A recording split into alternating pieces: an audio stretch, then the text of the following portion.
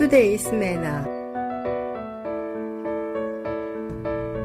가스펠라이프 철치 데니얼 킴 목사가 보내드리는 시간입니다. Hello to the friends and family of KCBS. My name is Daniel, and welcome to today's Manna. Have you ever watched water boil before? You know when the water boils, you stare at the pot, and nothing happens. But all the heat, all the energy, they're building up beneath the surface.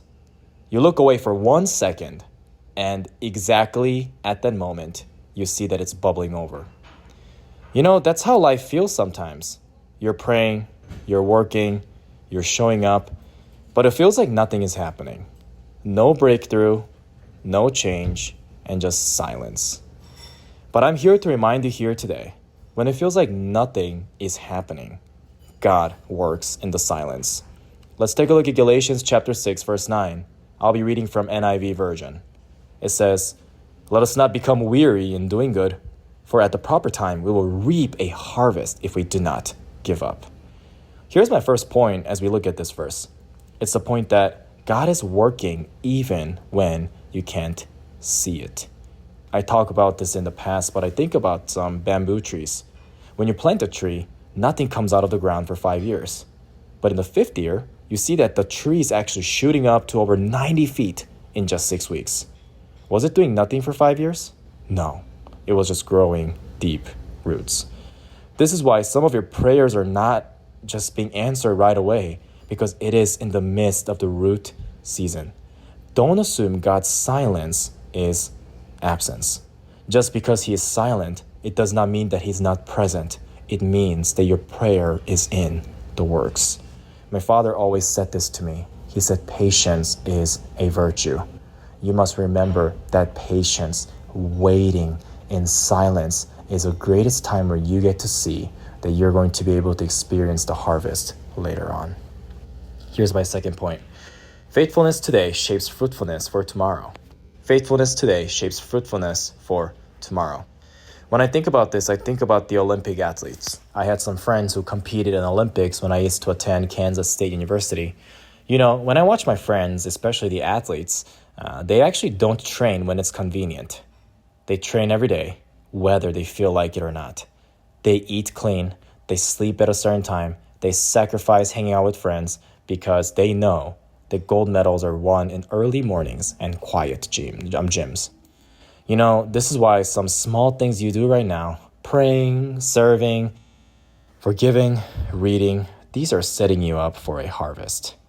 Here's my third point. You don't have to see the results to trust the process.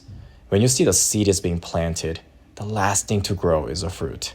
First comes a breaking, then comes the roots, then comes a sprout, and then you see the fruit at last. Don't quit in the process just because you haven't seen the fruit yet. God's timeline is not your enemy.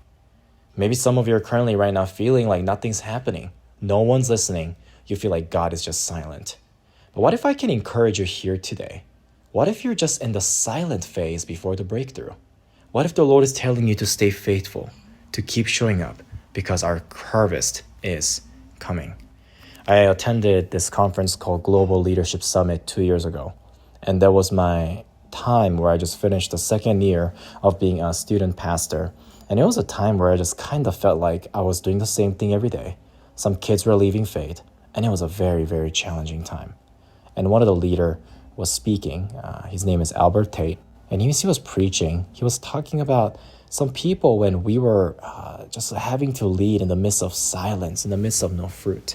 And there's only one sentence that my friend said, where Albert Tate said, "Just keep leading."